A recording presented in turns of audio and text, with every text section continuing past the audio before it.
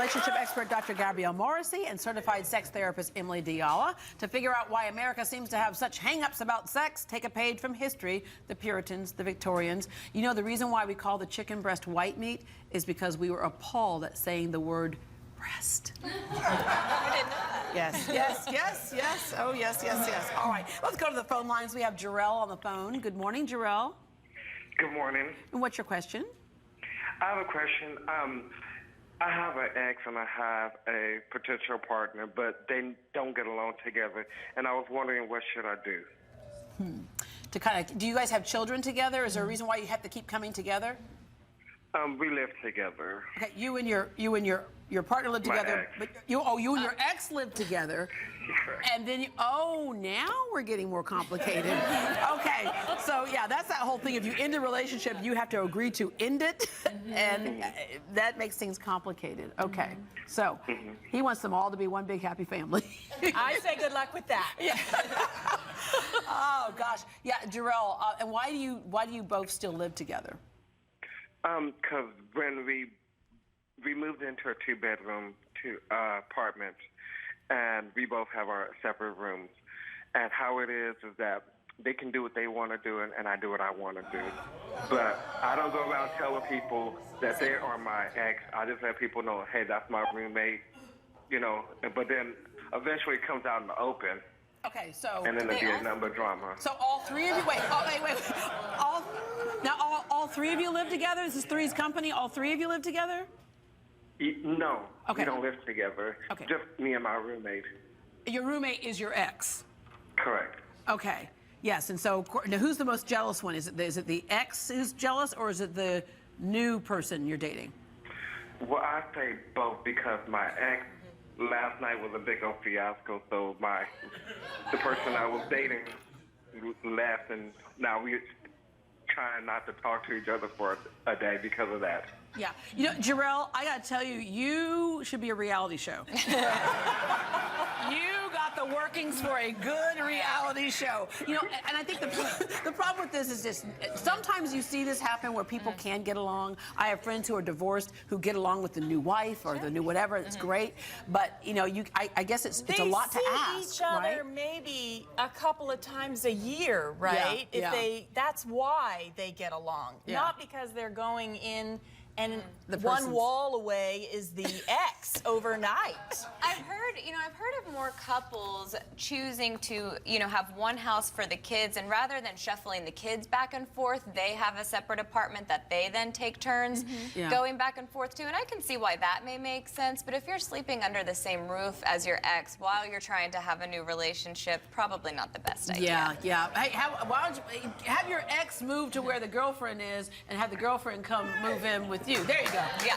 Problem solved. Problem solved. All right. Let's go to, we have Joseph on the line. Good morning, Joseph. Good morning. Good morning. What's your question or comment? My comment, I've been married for almost 2 years, and my wife works long hours, I work long hours, and when she comes from work, she be in the mood, and I don't be in the mood. I be so tired.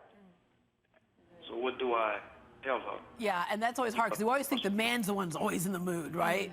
But Always the case. yeah. I mean, people are working more and more, and I think they're overcommitting themselves to even, activities outside of work, and we can only have so much energy. I mean, people are fatigued now when they come home, so I really think it's when you can to make the choices and know when to limit yourself if you still want to have the energy for your partner, because you can't do it all at 100%. Yeah, and there's a lot to be said for date night when you can Yeah. schedule it. People always say, Yeah. no, it should be spontaneous, but if you can schedule some time together. Right. And I think when you, flip the I got the an genders, amen from the crowd, yeah. by the way. Right. All right. It's about that sense of desire and rejection and who's initiating and how often is someone initiating and then getting rebuffed. And so what I hear him saying is that she's asking and she's in the mood. That's not the issue. It's I'm too tired and I feel bad about saying no. So sometimes say yes to something. Some Right. affection, some a bath together, something. So she doesn't feel bad. Right. right? And you know, I always tell people, you know, a lot of times we expect to first feel desire, you know, then arousal, and then, you know, then you want to, you know, engage in sex. But that's not always the case. Sometimes it takes a little bit of arousal. Sometimes it takes go ahead and say yes, and then the desire will kick in. But it doesn't always happen so linearly in the way that people expect it to. And every now and then, just every now and then, not all the time, a piece of jewelry can help. All right. Faye, good morning, Faye. Faye, can you hear us? Good morning. Been married for 27 years. Since 2005, when my daddy passed away, I went into a depression. And all of a sudden, me and my husband, we didn't have a relationship. We haven't had a relationship ever since then. I want to know how I can get back into a relationship. We're kind of like embarrassed of each other. For some reason, we can't get going. We can't do nothing together. We love each other, but we never talk about, we never get into the bed and try to do something. Yeah, you know, it's weird. Well, we're trying to get back into the saddle. I mean, to use that phrase.